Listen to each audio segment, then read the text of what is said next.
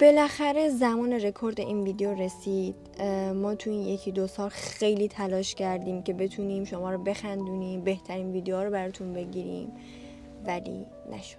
هیچ وقت فکرشو نمی کردم که الان من و سعیده بعد 1.5 سال تلاش، زحمتی که تو یوتیوب کشیدیم، الان بیایم آخرین ویدیو رو برای شما رکورد کنیم و یه جورایی باهاتون خداحافظی کنیم. واقعا بچه‌ها برای جفتمون رکورد این ویدیو خیلی سخت بود، خیلی سخت. حتی بارها اومدیم رکورد رو زدیم ولی نتونستیم حرف بزنیم، ولی خب دیگه باید حقیقت‌ها رو بهتون بگیم. بچه‌ها ما داخل یوتیوب و اینستا یه باکس گذاشتیم که مثلا شما سوالایی که ما تو این طول این مدت جواب ندادیم و از ما بپرسین که حداقل بالاخره به سوالاتون جواب بدین. حقتونه که بدونین راجع به ما. برای آخرین بار اصلا ما کی هستیم، چی هستیم، نسبتمون با هم واقعا چیه، چند سالمونه، اصلا چرا یوتیوب شروع کردیم و چرا میخوایم یوتیوب رو بذاریم کنار. شاید الان براتون کلی سوال پیش بیاد که چرا شما که تازه الان 10K شدین، شما که تازه الان اول راهین، چرا الان ناامید شدین؟ شما توی این مسیر خیلی راههای سخت‌تری و خیلی مسیرهای سخت‌تری رو گذروندید و چرا الان دارید این تصمیم رو میگیرید؟ شاید تویی که الان داری این ویدیو رو میبینی فکر کنی که پرنکه، فکر کنی که شوخیه، الان میگی نه واقعا جدیه، یعنی آخرین ویدیوشه. میخوایم بهتون بگیم که درست زدین، این ویدیو پرنکه. می‌خواستیم یه کوچولو همه از دست دادن ما رو بچشیم. واقعا بچه‌ها اصلا هیچ وقت به این فکر نکنید که ما یوتیوب بذاریم کنار. ما تا آخر عمر هستیم باهاتون. کلی سوالای جنجالی از همون پرسیدین، قراره که به همشون جواب بدیم. لایک‌ها رو بکوبیم بریم تو کار. خب بچه‌ها، برای اولین سوال هم توی اینستاگرام هم توی یوتیوب خیلی این سوالو پرسیدین. اول اصلا من سعیده میخوام یه بیوگرافی کامل بهتون بدیم. اول من شروع میکنم. من سارام، اسم اصلیم ساراست، تو شناسنامه‌ام ساراست، فامیلیم قادریه. من متولد 1378 هستم، تولدم 15/11، یعنی متولد بهمن هستم، یه دختر زمستونی. نسبتم با سعیده متاسفانه خواهرم. من اسمم سعیده است ولی من سعید صدا میکنن و اینکه فامیلی من متاسفانه ما این یکیه و اینکه سارا دروغ گفت، ما سارا رو خریدیم، خواهر تنیم نیسته، هیچ جوری نمیخوام گردنت بگیرم. سنم میخواد چند میخواد یعنی را نیومده ویدیو رو میبینه بچه‌ها چند میخواد بنال. بچه‌ها من متولد 2 فروردین 1380 هستم و افتخار میکنم من یک دهه 80 هستم و تفاوت سنی من و سارا 1 ساله، چون سارا آخر بهمنه و من اوایل فروردین. عباس قادری هم میشه جدمون. پسرعموی بابامونه. سوال اول میگه که چند سال یوتیوبرین و چی شد که اصلا یوتیوبر شدین؟ بچه‌ها ما 1 سال و نیمه که یوتیوبریم. اصلا چی شد که یوتیوبر شدیم؟ من و سعیده از بچگی خیلی علاقه فضای مجازی داشتیم. بچه‌ها چیزی که بخوایم و چیزی که دوستش داشته باشین ناخودآگاه توی مسیر زندگیتون قرار میگیره. حس میکنم که چون خیلی به این کار علاقه داشتم، ناخودآگاه تو مسیرم قرار گرفته و ازش استفاده کردم. به غیر از خودتون خواهر برادر دیگه‌ای هم دارین؟ آره بچه‌ها ما یه خواهر بزرگتر داریم و همین، کلا 3 تا خواهر. بچه‌ها خوک‌های بزرگ و خوک‌های کوچک رو می‌بینید. دارم میام پایین توی بلاگ ما. دارم میام پایین اسکولا فرار کنین. بچه‌ها ادامه سوالاتتون رو این پایین بهتون جواب میدم. میگه که با خانواده‌تون زندگی میکنین؟ آره بچه‌ها با خانواده‌مون زندگی میکنیم. بچه‌ها ما از خودمونه که خونه مجردی داشته باشیم ولی جنبشش رو نداریم. نه به خودمش بحث کاره. بابام نمیذاره بچه‌ها. سوال بعدی. میگه که رشته تحصیلیتون چی بوده؟ من حسابداری. بچه‌ها من فوق تخصص جراحی مغز دوست داشت توی تخیلاتش دوست داشت جراح مغز بشه ولی نشد. تجربی بودش. سارا و سعیده توی واقعیت هم واقعا اینجوری با هم بد رفتن. اینو تو جواب بده نسی. من تکذیب که نمی‌کنم، هیچ فول تایید میکنم. با نسی چند سال دوستین و چطوری آشنا شدین؟ ما فکر کنم حدود 10 الی 13 ساله که با نسی دوستیم و خیلی اتفاقی توی باشگاه با هم آشنا شدیم و سایه همدیگه رو اینو سارا با تیر می‌زدن، من نسی من چجوری اتفاقی؟ کامل توضیح بدم بچه‌ها. اصلا توضیح دادنش صفر، بذار من بهتون کاملا توضیح بدم بچه‌ها. من و سعید و نسی از 7-8 سالگی با هم تکواندو شروع کردیم به کار کردن. بذارتون کامل توضیح بدم. نسی با یه نفر دیگه، من و سعید با یه نفر دیگه تقریبا تو یه رده بودیم و همیشه سر مبارزه، اونایی که تکواندو کار کردن میدونن، مثل سگ همو میزنیم و از هم دیگه متنفر بودیم. کم کم که این پروسه یوتیوب اومد و یکی دو تا با هم دیگه ویدیو گرفتیم، این صمیمیت بیشتر شد. بعد از یه جایی به بعد به خودمون اومدیم که دیدیم شبیه یه خانواده شد، یه تیم 3 نفره. البته کم کم بچهای دیگه هم به ما اضافه شدن. نزدیک فکر کنم 3 سال 4 ساله که صمیمیت‌تر شدیم. با کدوم ویدیو این اینستاگرامتون رشد کردید؟ با توف من. توف سعید و فوش کره‌ای من. بچهای یوتیوب 100% اینستاگرام ما رو داریم. ما پارسال همین موقع تابستون خیلی تو اینستاگرام فعال بودیم، یعنی واقعا اکتیو بودیم. یه روز در میون ریلزای خفن میذاشیم، ولی الان چون تمرکزمون رو گذاشتیم روی یوتیوب براتون یه روز در میون داریم اینجا ویدیو میذاریم، واقعا نمیرسیم و اون زمان خیلی اینستاگراممون رشد کرد. چرا با یه سریای دیگه ویدیو نمیگیرید؟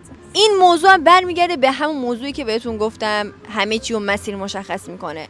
توی این مسیری که 1.5 سال که من داشتم فعالیت میکردم توی یوتیوب، واقعا ما خیلی همکاری داشتیم با خیلی یوتیوبرها، ویدیو گرفتیم، با خیلی‌ها نگرفتیم، با خیلی‌ها اصلا خودمون دوست نداشتیم ویدیو بگیریم. دیگه خودتون فکر کنم متوجه شدین. ما نه با کسی قهریم، نه با کسی حاشیه داریم، نه خودمون دنبال داستان حاشیه هستیم. میگه که چه ورزشی انجام میدین؟ چون خیلی قبلا هم این سوالو پرسیده بودیم، میخوام کاملتر بهتون توضیح بدم. بچه‌ها ما که گفتیم که از بچگی تکواندو کار می‌کردیم، 12 سال تکواندو کار می‌کردیم، ولی الان تکواندو کار نمی‌کنیم، گذاشتیم کنار. تنها ورزشی که الان کار فیتنسه.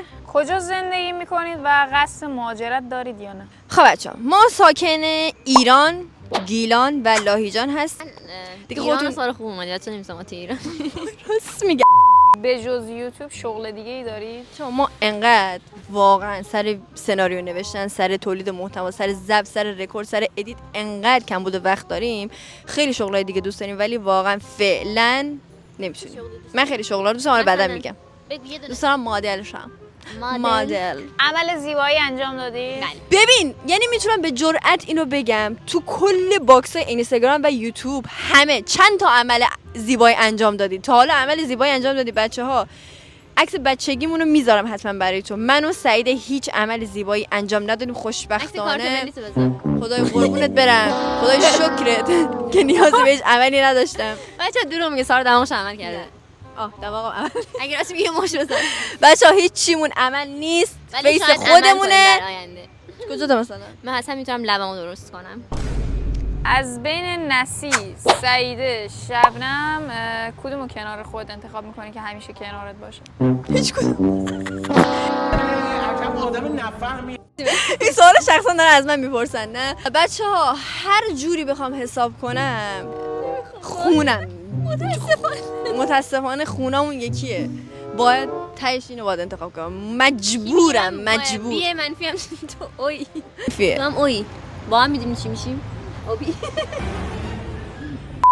دوست پسر دارین یا سینگلی؟ من توی رابطه هستم و فقط در همین حد میتونم بهتون بگم. سوال بعد.